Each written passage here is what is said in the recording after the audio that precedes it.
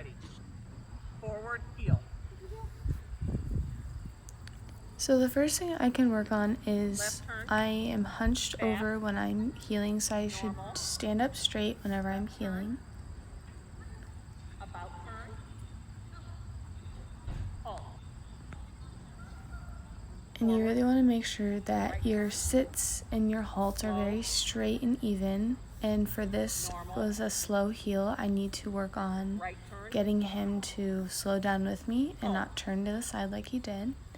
And you saw I just fixed my sit. Figure eight. They go in either direction. Are you ready? Forward. A good thing to pay attention to on the figure eight is to watch and make sure you don't either cut off your dog around the corners or your dog doesn't stray away from you around the corners. You also want to make sure that when you are doing a halt or a stopping, that you don't just dead stop right there and then when the leader says halt. You want to take a few extra steps so your dog knows what you're doing. It's a very good technique to use.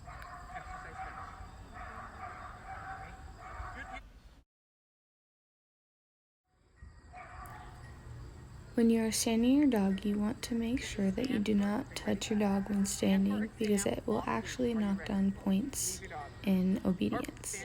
So like I do, I put my hand in front of my dog and have him stand. Another thing, you want to make sure your dog is paying attention to you when you tell it to stay, or it might not hear you or might not understand what you're trying to get it to do.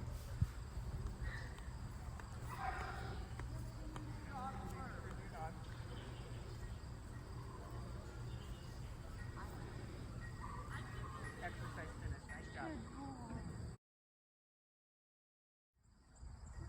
The heel off leash can be trickier than the heel on leash, but just with a lot of practice, it'll eventually be okay. You just really want to make sure you have your dog's attention, and when you're practicing, use a lot of treats and just keep calling its name to get his or her attention. Normal. Right turn. Halt.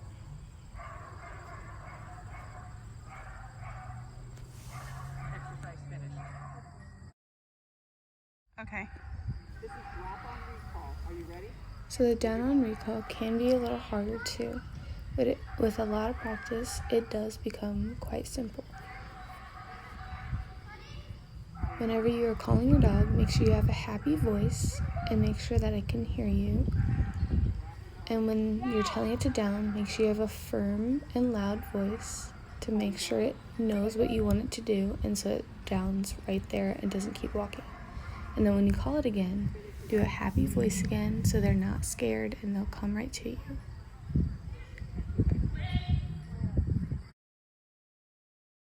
Yeah. One thing to focus on when you're practicing sit, stay, and get your leash, you just want to do it in an environment where there may be a bunch of distractions.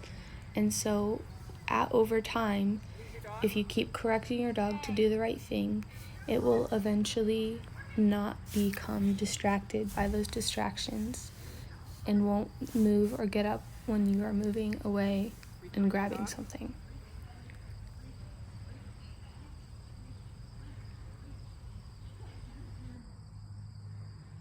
Exercise finished.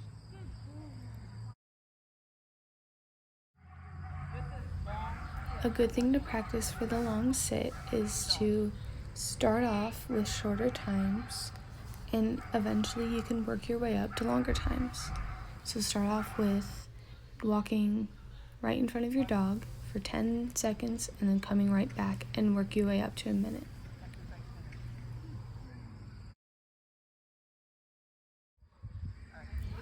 Just like the long sit, it's the same thing for the long down. Start off with shorter times and shorter distances, and eventually you can make your way up to 1 minute at the end of your leash.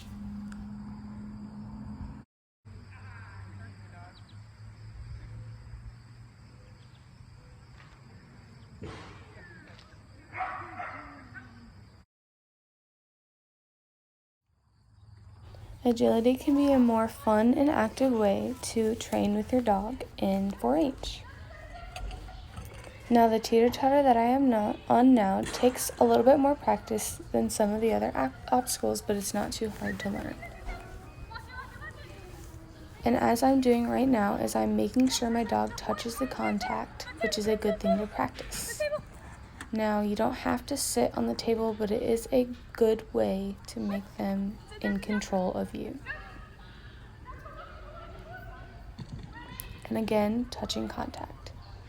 Now, the wheeze is a more difficult thing to learn, but it's not too hard and your dog will eventually pick it up.